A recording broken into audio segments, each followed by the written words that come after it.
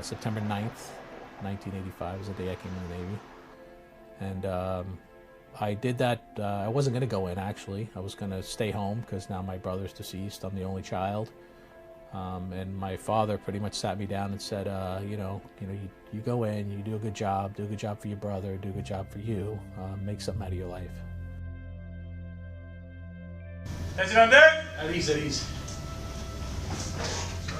It's a proactive stance that I'm trying to instill in the command, where we know what our sailors are doing on the weekends. We know that they have good plans. It's okay to drink. It's okay to have a good time. It's not okay to drink and then get behind the wheel of a car. You have to think about the consequences. Growing up on Long Island, cutting out of school and hanging out with the wrong people, and that turned into bad grades in school, barely passing high school, and which didn't leave me with much options. Although my father said, if you want to go to college, he'll pay for it. He said, I'll pay for it, no problem, if you want to go. And I said, no, I don't think I'm cut out for college, which prompted me to join up for the military. I joined the Navy, and I'm dating myself now, but I joined the Navy in the delayed entry program in November of 1984.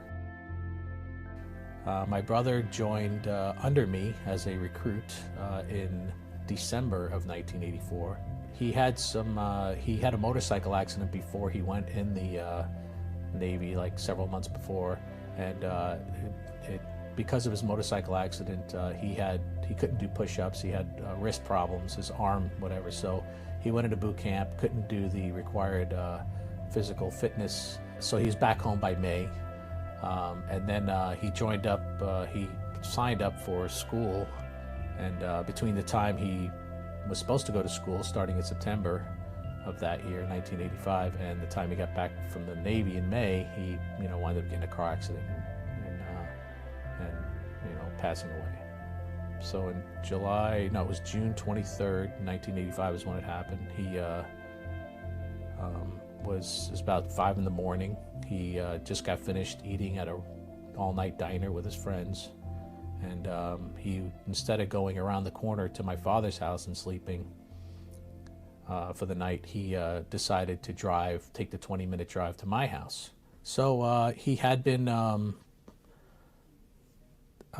before the diner, they were out drinking. They were out at bars doing some, drinking something. But also, it was 5 in the morning, and he had been up the last day, and that night, partying or doing whatever he was doing, and that's why he, fell asleep. I'm sure the combination of all those things.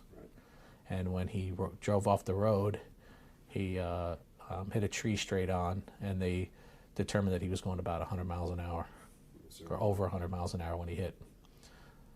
So the whole car imploded into him, and that's how he died. So fast forward to 2011, I had an 18-year-old son and a 16-year-old son. One night, my son, my older son, Anthony, who's named after my brother, Tony, him and his buddy his buddy had just gotten his driver's license like 4 days before. So they're out that weekend partying, drinking, and smoking marijuana, and they go out for a joyride about 1, 2 in the morning. Somehow my son was driving the car, and he could not compensate a turn, and took it too fast, and he winded up driving off the road and hitting a telephone pole, sideways somehow, and the car burst into flames and both bodies burned. So now I have to live in a life of every little thing that happens around me reminds me of my brother or my son. Simple things like if AC/DC plays on the radio, that reminds me of my son, and it's not a good thing. I have to change the radio station. If I hear the Rolling Stones, it makes me think of my brother, who, that was his thing back then. when somebody in your family passes away, it affects the whole family for the rest of their lives. And people who haven't experienced loss don't know how deep the effect goes. So it's, but it's, I don't even know how to explain it. I don't know how to explain it. It affects you for the rest of your life. There's not a day that goes by that I don't think about my son or my brother. Keeps me going.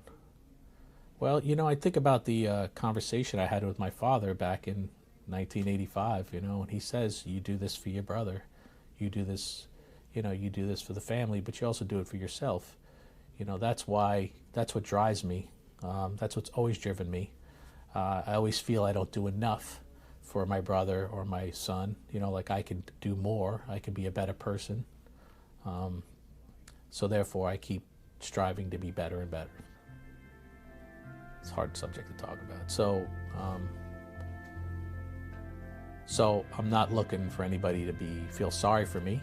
I've had unexpected deaths in my family. We deal with it on a daily basis, but I would like people to take these stories and realize that when somebody passes in your family, it affects, it resonates with the people living. It affects them for the rest of their lives. And if you don't care about yourself, at least try to care about the people around you, and take care of the people around you by taking care of yourself.